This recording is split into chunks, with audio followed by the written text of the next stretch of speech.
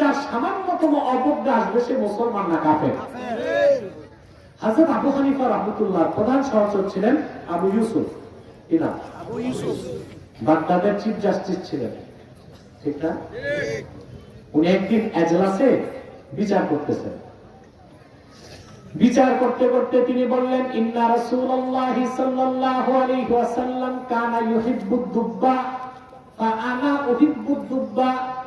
আবু ইউসুফ বললেন, আল্লাহর রাসূল সাল্লাল্লাহু আলাইহি ওয়াসাল্লাম লাউ পছন্দ করতেন, আমি আবু ইউসুফ লাউ পছন্দ করি, আমি আনাতুল্লাহ আব্বাসীও লাউ পছন্দ করি। তোমরা কিন্তু লাউ খাইতে শিখেন নাই আপনারা। লাউ খাবেন গোশত দিয়া, কিন্তু আপনারা এখন শুটকি দিয়া, চিংড়ি মাছ দিয়া, আন্টি দিয়া, গোশত দিয়া খাইবেন, ঠিক আছে? হ্যাঁ, গোশত দিয়া খাবেন, এটা সুন্নাহ। এটা কি এক যুবক দাঁড়ায় বলল, লা উহিব্বুদ দুব্বা, আমি লাউ পছন্দ করি না। শুধু একটুকু লাউ খাওয়া হারাম তাও বলে নাই, লাউ খাওয়া জায়েজ না তাও বলে নাই, শুধু বলছে আমি পছন্দ করি না। ফাআমারাল ইমামু বিকাতলিহি ফাতাবা রাজুলু ফাওরা। আবু ইউসুফ ফতোয়া দিলেন, রাসূলুল্লাহ সাল্লাল্লাহু আলাইহি ওয়াসাল্লাম লাউ পছন্দ করতেন, শোনার পর যে বলছে আমি লাউ পছন্দ করি না, ওর জন্য মৃত্যুদণ্ড ওয়াজিব, তার ঈমান নষ্ট হয়ে গেছে, তারে কতল করো। যুবকটি তৎক্ষণাৎ তওবা করলো, আবু ইউসুফ তাকে মাফ করে দিলেন। তাহলে আল্লাহ হাবিব সাল্লাল্লাহু আলাইহি ওয়াসাল্লামের একটি সুন্নাত লাউ খাওয়া, ফরজ ওয়াজিব না, নীতি হিসেবে সুন্নাত, আমল হিসেবেও সুন্নাত। এটাকে অবমাননার কারণে ঈমান নষ্ট হয়ে গেছে, আবু ইউসুফ তাকে মৃত্যুদণ্ডের ফতোয়া দিলেন। তাহলে বোঝা যায় সুন্নতের মর্যাদা মর্তবা কত বেশি।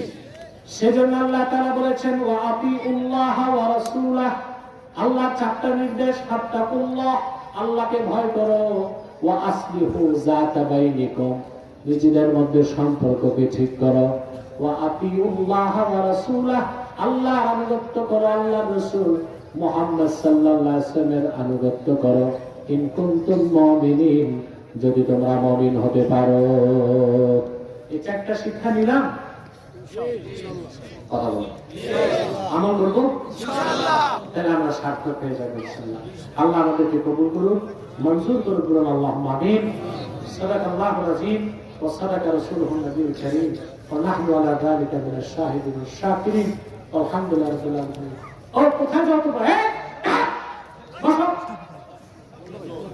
এরা কি আউলিয়া কেরাম নাকি? এদের মুনাজাত লাগে না?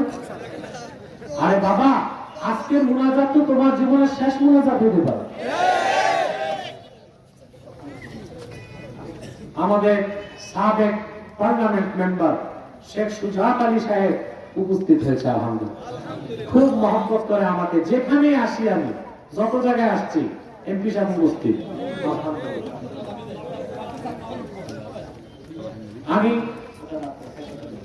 আমি দোয়া করি শেখ সুজাত আলীর জন্য, আল্লাহ যেন তাকে আবার জনসেবার সুযোগ দেন। দিব দিব দিব। প্রিয় ভাইরা, আমার মনে হয় এই বছর তোমাদের সাথে এটাই আমার সাক্ষাৎ। আল্লাহ হায়াত দারাজ করলে পরে আবার দেখা হতে পারে। নবীগঞ্জে আমি সব দিনেই এসেছি, রাতে কোথাও আসি না। বেতাবপুরে আসবো, সেটাও দিনে ইনশাআল্লাহ।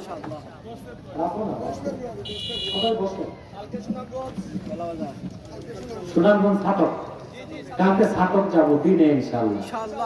এতদূর তোমরা যাবা কিনা জানি না, দাওয়াত দিয়ে রাখলাম, পারলে যাই। আল্লাহ কবুল করুন, আল্লাহ কবুল করুন ইনশাআল্লাহ। ইউটিউবাররা সব খবর রাখছে। সম্মানিত শুনি, আমি তো এখন পাগড়ি দিব, তারপর মুনাজাত করব।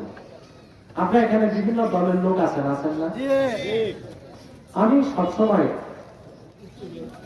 তাহরিকে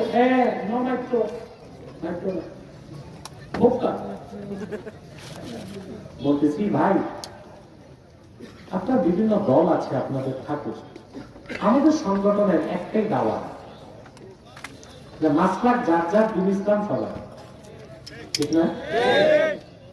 তাহরিক বাংলাদেশে এই কাজটা করেছে, করে যাচ্ছে। সব দলের লোককে তিনটি বিষয়ে তাহরিক চায়, এক হইতে হবে। তার প্রথমটা হচ্ছে ইসলামের সুমহান স্বার্থ রক্ষায় এক হইতে হবে। আমাদের দেশে যদি ইসলামী হুকুমত কায়েম হয়, এটা ইসলামের স্বার্থ না? কথা বলেন।